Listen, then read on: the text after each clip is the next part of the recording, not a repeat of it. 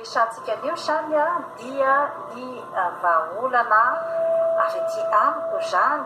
ny amin'ny ialatsika amin'ny fahatrana ny fomba fijeriko zany ka teo amin'ny tapany voalohany tsika dia efa niresaka ny momban'ny hoe olona ohatraohatriny ahoana zany a no tokony ho profilany zany président de la république zany am'tindray mitoraka ity. Tapany faharoa dia hoe inona no antony mahatonga ny fahatrana ao Madagasikara ary ny tapany fahatelo zany a dia mitondra ny vahaolana avy aty amiko ny tenako araky ny fahitako zany a ny hoe inona ny olana izay mipetraka ka ny tiako marihana fotsiny zany a dia ny hoe isika ihany no afaka mianala ny tenatsika ao anatin'io problema izay mipetraka amin'ny fahatrana io ka isika no tsy maintsy mamorona ny vahaolana. Efa nresahako teo ny hoe raha fa misy zany ny objectif izay tiana hotratrarina amin'ny fiainana dia tsy maintsy mahafantatra ny force-nao ianao ary mahafantatra ny faiblesse-nao izay ianao vao afaka hiroso bebe kokoa zany amin'izay objectif tratrarinao ka tsy maintsy mijery amin'ny saina tsy miangatra ianao ny faiblesse-nao izay ianao vao tafavoaka satria raha ohatra ianao ka mbola andaingandainga indray zany tsy hiaiky ny faiblesse dia izay ilay miodikodiny eo foana ny fiainanao tsy mety androso amin'ny izay tanjona tiana hotratrarina nga ny faiblesse zany ny force efa nilazaiko tamin'ny tapany faharoa fa ny faiblesse-tsika zany dia eo ny fizarazarana ara-poko ara-pinoana io dia force goavana izay ahafahan'ny firenena maventy miexploite atsika zany io karazana faiblesse-tsika io satria rehefa tsy mivondrona zany ny force ny olona ao amin'ny firenena anankiray fa mizarazara zany dia mazava ho azy fa faible ny force-nao raha ohatra ka mizarazara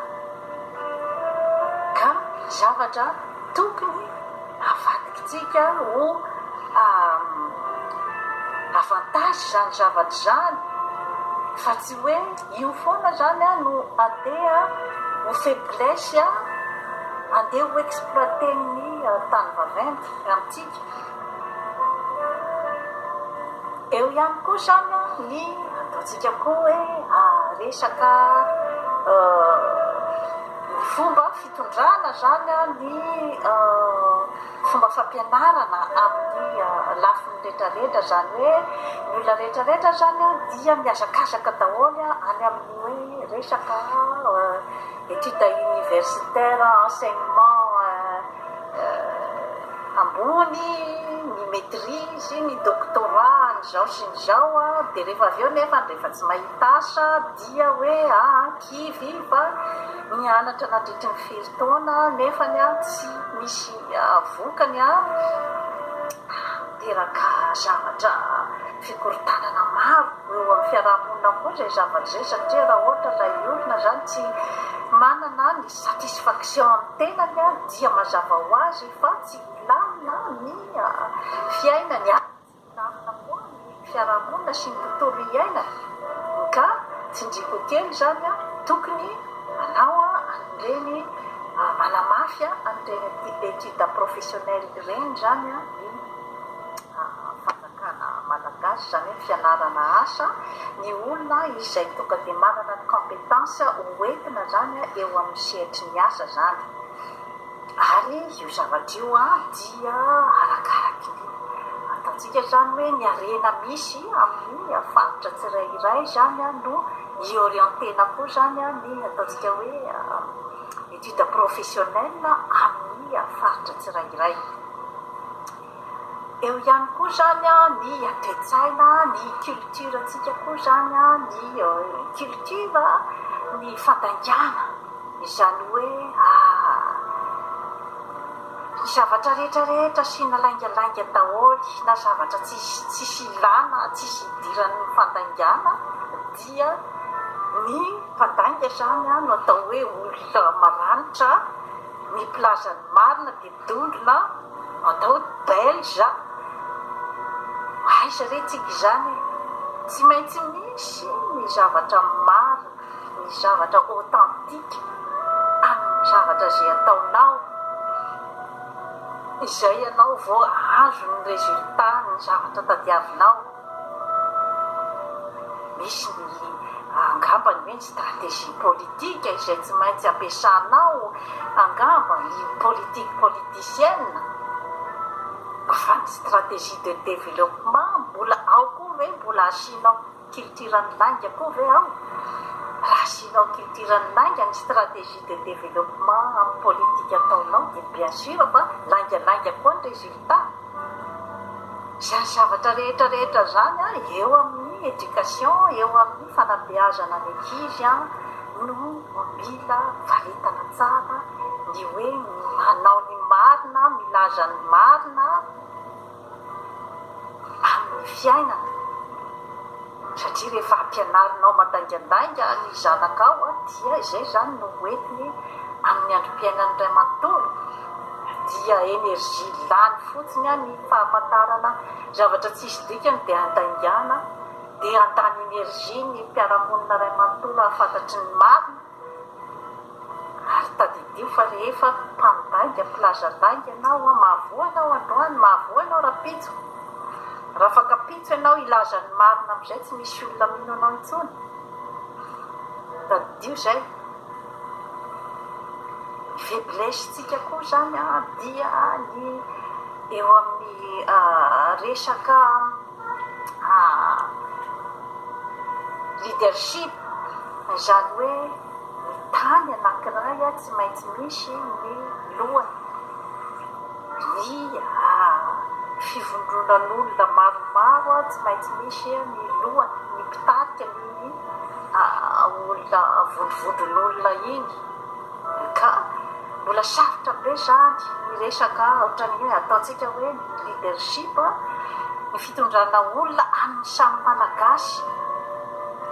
izany hoe mbola tsy dia mahatoky ny fampatoky ny samy malagasy zany amin'ny fitondrana na ny orinasa anankiray zany na ny fitondrana amin'ny resaka fiainana andavanandro fa voasarika bebe kokoa zany amin'ny vahiny mila jerevana akaiky koa ny momban'izay zavatra izay hoe inona ny antony mahatonga ny leadership atsika samy malagasy manjary miozozy tsy azo menatsiny ny olona entina satria mety misy zavatra hita teo aloha amin'ny leadership ny samy malagasy tokony heritreritra ihany kosa nefa ianao malagasy izay mitondra ny malagasy mitovy aminao hoe nahoana no alohan'olona ianao ka ny ahy zany mipetrako dia ny hoe mipetraka foana eo amin'ny fahalala eo amin'ny manam-pahaizana ny adidy amin'ny firenena satria ny ataontsika hoe ny tsy fahalala dia mba hanjaranao zany no manondrotra azy amin'ny toerana tokony misy azy izany hoe tiako atongavana dia ny hoe ny eo amin'ny resaka fahalalana zany dia tokony mba hoezahana zany ny fampianarana ny malagasy rehetrarehetra satria io dia iakinany aim-pirenena ny fahaizana iakinany betsaka satria raha ohatra ka betsaka zany ny fahabadoana ao amin'ny firenena anankiray amin'ny fomba hoana ny ahafahana miroso amin'izany atao hoe fampandrosoana zany eo ihany koa ao anatin'ny faiblesse-tsika ihany koa ny mbola fanambanana ny vehivavy tokony heritreritra koa tsika amin'izay zavatra izay satria ny vehivavy no tena mampandroso ny ao an-tokantrano ary miainga ao amin'ny tokantrano daholo ny zavatra rehetra ny fampandrosoana na ny asanao ranga any amin'ny toeram-piasana misy anao any miakina amin'ny filaminana ao amin'ny tokantrano tsy ary tsintsiniaviny zany zavatra rehetrarehetra zany ary ny vehivavy no afaka andray anjara betsaka amin'ny atao hoe fampandrosoana satria amin'ny alalan'ny fahendrena izay ananany afaka andanjalanja ny zavatra rehetra izay atao ka manoloana an'izay zavatra rehetrarehetra izay zany dia ny vahaolana azoko atolotra zany dia ny hoe voalohany indrindra aloha zany dia mila miova rafitra aloha zany ny firenena malagasy ny ao amin'ny resaka fitondrana zany hoe misy rafitra apetraka zany izay arahan'ny filoha rehetrarehetra sy ny mpanao politika sy ny vahoaka io rafitra io zany hoe tsy miovaova tsony zany izay no ahafahan'ny rehetrarehetra ny hoe manaraka zany aniny rafitra iny dia tsy misy tsony zany ny hoe famidiny tokana amin'ny zavatra rehetra izay atao eo amin'ny firenena olotokana tsy havita mihitsy ny fitondrana firenena tsy maintsy misy ny ataontsika hoe ny cerveau collectif izay miara-mirona amin'ny objectif anankiray izay tratrarina dia ny eo amin'ny resaka koa zany ny hoe décentralisation zava-dehibe io araky ny teniko teo ny hoe ny fisian'ny foko maromaro izay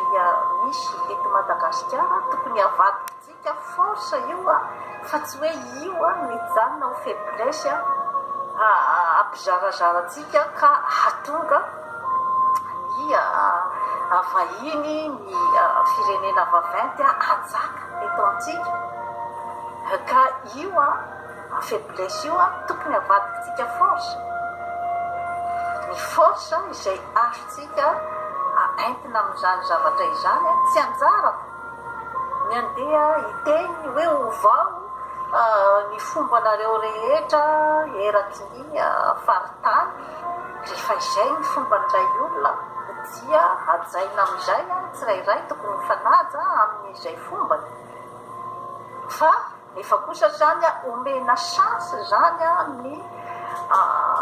faritra tsirairay zany mba hanana ny ataontsika zany ny tena fampandrosoana izay tena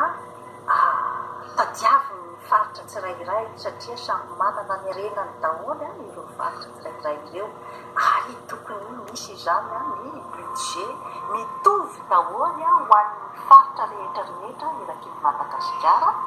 ary misaraky ny faritra ao zany no mitondra ny ataontsika zany hoe ny fampandrosoana ao amin'ny faritra misy azy amin'izay fotoana zay dia mipetraka ny atao hoe leadership izay hoe olona zany ekeny ny olona ao amin'io faritra io zany no mitondra eo eketeny ajain'ny mpiaramonina ka ataoko fa raha mipetraka izay zavatra zay na ilay olona mitondra eo koa zany mba hanana le atao hoe enamaso sy hanana koa zany